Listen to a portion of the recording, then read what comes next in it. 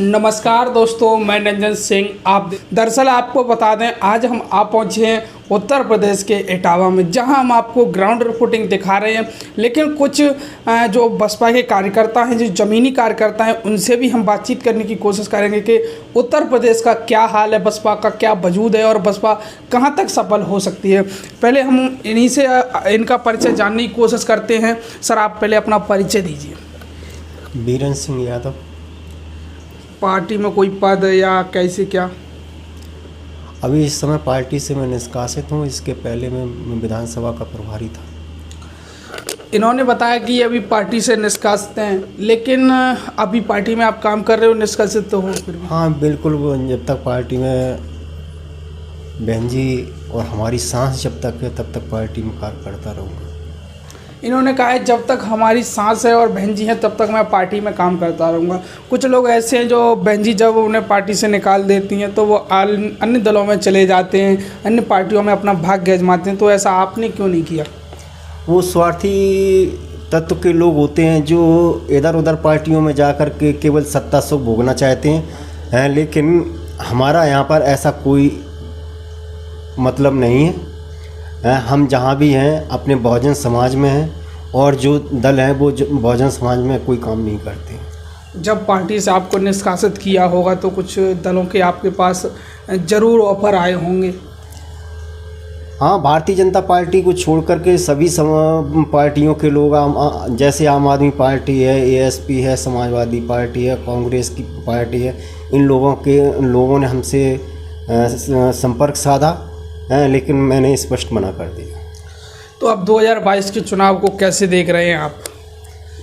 हम अपनी पूरी ताकत लगा करके अपने बहुजन समाज पार्टी को और बहुजन समाज को यहाँ से आगे निकालने के लिए हम काम करेंगे। जैसे कि खासकर बात करें अपन इटावा की, तो इटावा में बहुजन समाज पार्टी का क्या 2022 में क्या अहम रोल रहेगा? यहाँ पर इटावा में बहुजन समाज पार्टी का अच्छा परफॉर्मेंस रहेगा, क्योंकि यहाँ पर जो बहन जी ने 2012 के बाद में जो काम किया है, भले ही वो समाजवादी पार्टी सत्ता में रही हो 12 से 17 तक या 17 से 21 तक, भारतीय जनता पार्टी ने जो किया है तो यहाँ पर कुछ भी काम नहीं किए हैं और यहाँ पर जनता बहुत ही विरोध में है। जैसे कि आपको क्या लगता है, उत्तर प्रदेश में बसपा की सरकार बन सकती है या नहीं बन सकती है? उत्तर प्रदेश में बहुजन समाज पार्टी की पूर्ण बहुमत से सरकार बनेगी, अन्य दल बहुत पीछे रह जाएंगे। जैसे कि समाजवादी पार्टी कह रही है कि 300 पार, बीजेपी कह रही है 300 पार, अन्य छोटे छोटे दल हैं वो इतना कह रहे हैं कि वो अपना डिप्टी सीएम बनाएंगे, ये बनाएंगे। फिर बसपा कहाँ तक खड़ी पाएगी उनके सामने? जो 2007 से 12 तक की बहन जी की बहुजन समाज पार्टी की सरकार चली तो उसमें हर वर्ग को सुरक्षा महसूस हुई और बहन जी ने शिक्षा स्वास्थ्य में हर क्षेत्र में उन्होंने काम किया। समाजवादी पार्टी की 12 से 17 तक सरकार रही तो गुंडे के बल पर उन्होंने सरकार चलाई, और 17 से लेकर के 21 की जो सरकार चल रही है भारतीय जनता पार्टी की, वो समाजवादी पार्टी से भी बहुत अच्छी गुंडे करके सरकार चला रही है। नारा देती है बेटी बचाओ बेटी पढ़ाओ। आप अभी जिला पंचायत के चुनाव चल रहे हैं तो हमने देखा है कि महिलाओं, जो प्रत्याशी महिलाएं हैं उनकी बेइज्जती की जा रही है, बेआबरू किया जा रहा है, पुलिस लाठी डंडों से मार रही है, उन पर मुकदमा महिलाओं पर भी कर रही है। तो ऐसी सरकार को तो संभव नहीं है। हमारी बहुजन समाज पार्टी की पूर्ण बहुमत की सरकार बनेगी, ये गुंडा माफियाओं की सरकार बहुत दूर चली जाएगी। आप उत्तर प्रदेश की जनता के बीच बहुजन समाज पार्टी कैसे जाएगी? मतलब किन मुद्दों को लेकर बहुजन समाज पार्टी जनता के बीच जाएगी? बहन कुमारी मायावती जी ने जो 2007 से 12 तक की सरकार चलाई है तो जनता सब देख चुकी है, जान चुकी है इन दूसरी सरकारों को। और बहन जी ने जो काम किया है शिक्षा पर, स्वास्थ्य पर और किसानों के ऊपर, आपने देखा होगा कि कितने विश्वविद्यालय बनवाए गए हैं, कितने स्वास्थ्य हॉस्पिटल बनवाए गए, मेडिकल हॉस्पिटल बनवाए गए हैं। तो इन सबको देख करके, जैसे कन्या विद्याधन है या और ट्राई साइकिलें हैं, ये बहन जी ने दी थी, तो इन सरकारों ने सब ख़त्म कर दिए। तो जनता अब बहन जी की ओर देख रही है। जैसे कि कुछ मीडिया चैनल हों या कुछ लोग हों, वो कहते हैं कि बसपा सुप्रीमो मायावती जी की जब उत्तर प्रदेश में सरकार रही तो ज़्यादातर पैसा था, जो खजाना था राज्य सरकार का, वो उन्होंने पत्थरों में लगवा दिया। इस पर बहुजन समाज पार्टी की ओर से और बहुजन समाज पार्टी के आप कार्यकर्ता होने के नाते उन मीडिया वालों को और उन लोगों को क्या जवाब देना चाहोगे?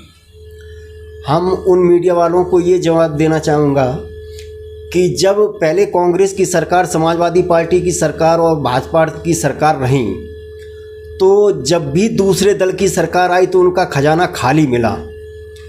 लेकिन जब बहन जी की सरकार 2007 से 12 तक रही और 12 में फिर जब समाजवादी पार्टी की सरकार बनी, बहुजन समाज पार्टी की सरकार जाने के बाद में, तो खजाने में इतना पैसा था, इतना खजाना था कि दूसरे दलों के लोगों का मुंह बंद हो गया। और अन्य दल जो है खजाना खाली करके जाते हैं, क्या करते हैं क्या नहीं करते हैं ये तो सरकार में रहने वाले लोग जाने।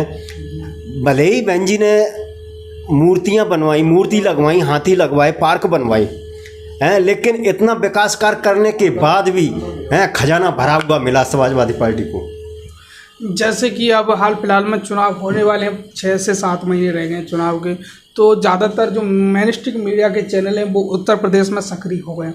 वो ग्राउंड रिपोर्ट भी कर रहे हैं, टीवी पर लाइव डिबेट भी कर रहे हैं, लेकिन वो बसपा को कहीं खड़ा नहीं पा रहे हैं। वो बसपा को कहीं खड़ा मान ही नहीं रहे हैं उत्तर प्रदेश में। वो समाजवादी पार्टी बीजेपी को टक्कर मार रहे हैं। वही AIM जो असदुद्दीन ओवैसी की पार्टी है उसको ले आते हैं, आम आदमी पार्टी को ले आते हैं, जनता के बीच भी यही रखते हैं। लेकिन बसपा उत्तर प्रदेश में 4 बार सरकार बना चुकी है, लेकिन बसपा को जो मीडिया वाले हैं वो कहीं खड़ा ही नहीं पा रहे कि बसपा कुछ वजूद है उत्तर प्रदेश में। उनको क्या कहना चाहोगे? ये जो ओवैसी है ये तो भारतीय जनता पार्टी का एजेंट है और वो इसी वजह से दूसरे प्रदेशों में आप देखते हैं कि अगर हमारे उत्तर प्रदेश में अगर बहुजन समाज पार्टी का या बहुजन समाज का कोई भी अगर नेता अगर कुछ मुंह जबान अगर खोलता है तो उसको गलत मुकदमों में NSA तक लगा करके अंदर जेल में डाल देते। लेकिन ओवैसी कितना देश के खिलाफ या अन्य पार्टियों के खिलाफ, अन्य नेताओं के खिलाफ, धर्म के खिलाफ बोलता है, उत्तर प्रदेश की सरकार उसके खिलाफ मुंह खोलने की हिम्मत नहीं करती है। क्यों नहीं करती है? क्योंकि वो उनका एजेंट है जो दूसरे